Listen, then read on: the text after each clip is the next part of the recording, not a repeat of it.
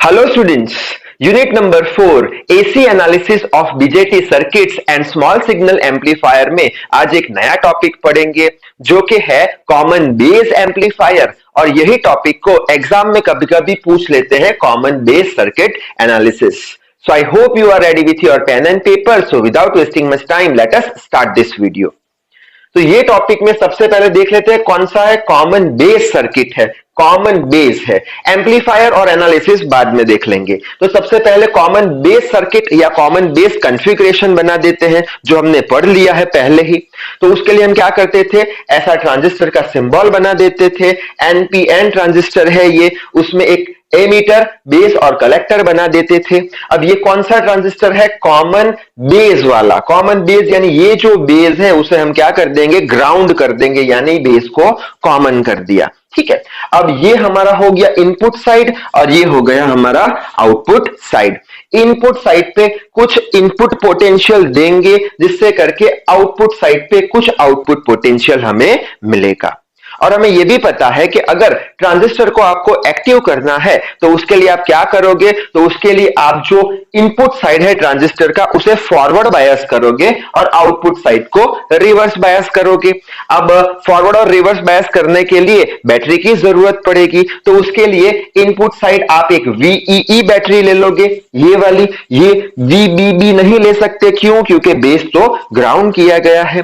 तो एक VEE battery ले ली, उसका कनेक्शन कैसे करोगे, फॉरवर्ड बायस करने के लिए इनपुट साइड का करेक्ट कनेक्शन यानी क्या, ये माइनस टर्मिनल के साथ एन टाइप यानी नेगेटिव और ये प्लस टर्मिनल के साथ पी टाइप यानी पॉजिटिव। ठीक है, अच्छा, बाद में आउटपुट साइड को क्या करना पड़ेगा, रिवर्स बायस कौन सी बैटरी से, VCC बैटरी। ये कलेक्टर साइड की, बेस तो ग्राउंड है तो VBB नहीं ले सकते। ठीक है, अच्छा, कैसे रिवर्स बायस करोगे, तो रॉन्ग कनेक्शन करोगे। रॉन्ग कनेक्शन यानी क्या, ये प्लस टर्मिनल के साथ नेगेटिव टाइप। ठीक है, तो रिवर्स बायस हो गया। बाद में यहां पे एक रेजिस्टेंस लगा के रखा है, इनपुट रेजिस्टेंस। तो यहाँ पे रेजिस्टेंस अगर नहीं लगाते तो क्या होगा, अगर रेजिस्टेंस नहीं लगाया तो ये बैटरी में से जो भी करंट बना सडनली ट्रांजिस्टर में चला जाएगा, जिससे करके सडन करंट के कारण ट्रांजिस्टर डैमेज हो सकता है। ठीक है, अब रेजिस्टेंस लगाने के कारण क्या होगा, जो भी बैटरी से करंट निकलने वाला है वो करंट ग्रेजुअली धीमे धीमे निकलेगा और ग्रेजुअली ये ट्रांजिस्टर में एंटर होगा, जिससे करके ट्रांजिस्टर डैमेज होगा नहीं। तो इसलिए यहां पे RI रेजिस्टेंस लगा दिया, इनपुट रेजिस्टेंस, और यहां पे आउटपुट रेजिस्टेंस लगा दिया जिसे हम लोड रेजिस्टेंस बोलेंगे। यानी आउटपुट साइड कोई लोड के साथ कनेक्ट करके रखा है, कोई डिवाइस के साथ कनेक्ट करके रखा है। ठीक है, तो ये सारी बातें हो गई किसकी, सर्किट डायग्राम की। दूसरी एक बात और भी है यहां पे, कौन सी, कि ये जो दो टर्मिनल है उनके बीच का पोटेंशियल क्या बोलते थे, VBE, और ये जो दो टर्मिनल है उसके बीच का पोटेंशियल VCB हम बोलते थे। ठीक है, अच्छा, अब ये क्या हो गया हमारा, कॉमन बेस सर्किट बोल लो या कॉमन बेस हो गया। अब समझने की कोशिश करते हैं एम्पलीफायर यानी क्या। तो एम्पलीफायर यानी क्या, एक ऐसा डिवाइस जो हम जो सिग्नल दे रहे हैं उसका एम्पलीफिकेशन कर दे, उसका एम्पलीफिकेशन कर दे यानी एम्पलीट्यूड बढ़ा दे। कैसे, जैसे कि सपोज ये इनपुट साइड है, यहां पे अगर हमने ऐसा सिग्नल दिया, छोटा सा एम्पलीट्यूड का सिग्नल दिया, तो ये जो हमारा सर्किट है वो क्या करेगा, ये सिग्नल को ये साइड आउटपुट साइड एम्पलीफाई कर देगा। एम्पलीफाई कर देगा यानी इतना बड़ा सिग्नल, इतना ज्यादा एम्पलीट्यूड का सिग्नल हमें मिल जाएगा, इसका मतलब है एम्पलीफाई। ये सिग्नल का एम्पलीफिकेशन हो गया ये एम्पलीफायर यूज करके। अब क्वेश्चन आएगा कि कैसे इसका एम्पलीफिकेशन हुआ, तो वो समझ लेते हैं। तो उसके लिए पिछले वीडियो में भी हमने समझा था क्या, कि अगर ये हमारा इनपुट साइड है इतना, अगर इनपुट साइड का पोटेंशियल आप थोड़ा सा चेंज करोगे, चेंज यानी क्या, मैं लिखूंगा डेल्टा, इनपुट साइड का थोड़ा सा पोटेंशियल चेंज करोगे तो क्या होगा, आउटपुट साइड का करंट बहुत ज्यादा चेंज होगा। आउटपुट साइड का करंट कौन सा है, IC, ज्यादा चेंज होगा, चेंज यानी डेल्टा। ठीक है, इनपुट पे थोड़ा सा पोटेंशियल चेंज किया, आउटपुट पे बहुत ज्यादा करंट चेंज हो गया, यानी आउटपुट पे हमें करंट का गेन मिलने वाला है, करंट ज्यादा मिलने वाला है। ठीक है, जैसे कि अज्यूम करते हैं इनपुट का करंट कितना है, इनपुट का करंट है IE, सपोज IE बराबर 2 एम्पियर है, तो IC भी कितना होना चाहिए, IC भी हमारा 2 एम्पियर होना चाहिए। इसका मतलब इनपुट पे ये सिग्नल था तो आउटपुट पे भी ऐसा ही एम्पलीट्यूड का सिग्नल मिलेगा, लेकिन हमें तो एम्पलीफिकेशन चाहिए, करंट बढ़ना चाहिए, गेन चाहिए छोटा सा पोटेंशियल चेंज करने पर। तो वो कैसे होगा, तो उसके लिए हमने एक इक्वेशन पढ़ा था क्या, कि जो आउटपुट का जो करंट है वो हमेशा बढ़ता है बीटा टाइम्स किसके रिस्पेक्ट में, इनपुट के रिस्पेक्ट में, ठीक है। यानी इनपुट का करंट कितना है 2 एम्पियर, आई 2 एम्पियर है, और करंट गेन बीटा कितना सपोज करते हैं 5, तो ये आईसी कितना हो जाएगा, आईसी का वैल्यू हो जाएगा 10 एम्पियर, यानी 5 गुना करंट बढ़ गया, 10 एम्पियर हो गया, जिसके कारण ऐसे करके सिग्नल का एम्प्लीफिकेशन हो गया, ठीक है। तो ये हो गई एम्पलीफायर की बात, ठीक है। अब नेक्स्ट पढ़ते हैं एनालिसिस। अब इसका हम एनालिसिस करेंगे। तो एनालिसिस करने से पहले यहां पे मैंने डेल्टा लिखा है, अगर ये चेंज हुआ तो इसको भी चेंज होना पड़ेगा, ठीक है। अगर ये चेंज हुआ तो ये करंट भी चेंज होगा, अगर ये दोनों चेंज हुए तो ये भी चेंज होगा, ठीक है। दूसरी बात कि ये आईसी करंट और ये आईबी करंट या डेल्टा आईसी और डेल्टा आईबी दोनों प्लस होके क्या बना रहे हैं, डेल्टा आईई। तो ये सर्किट डायग्राम करेक्ट है, क्योंकि हमने पढ़ के रखा है आईबी प्लस आईसी या delta IB plus delta IC दोनों मिक्स हुए तो is equals to delta IE. अब इसका एनालिसिस करते हैं स्टेप बाय स्टेप। तो सबसे पहले क्या है, इनपुट रेजिस्टेंस, यानी इसका एनालिसिस करते हैं आरआई। तो उसके लिए ओम्स लॉ लगा लो, कौन सा, V equals to R I, V I equals to I I R I, ठीक है। सो आर आई क्या हो गया, input voltage by input current. Input voltage कौन सा है, ये हमारी इनपुट साइड, तो इनपुट वोल्टेज चाहिए तो डेल्टा VBE लिख लो यहाँ पे। इनपुट करंट कौन सा है, इनपुट करंट डेल्टा IE, तो लिख लो यहाँ पे। तो एक इक्वेशन बन गया इनपुट रेजिस्टेंस का। उसी तरीके से आउटपुट रेजिस्टेंस की बात करते हैं, RO की। वापस से Ohm's law, R output equals to V output divided by I output.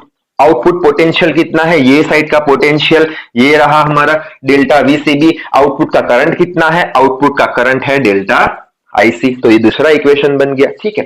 अब हमें पता है कि कुछ करंट गेन होगा, यहाँ पे ज्यादा करंट बनने वाला है, तो हम करंट गेन की बात कर लेते हैं।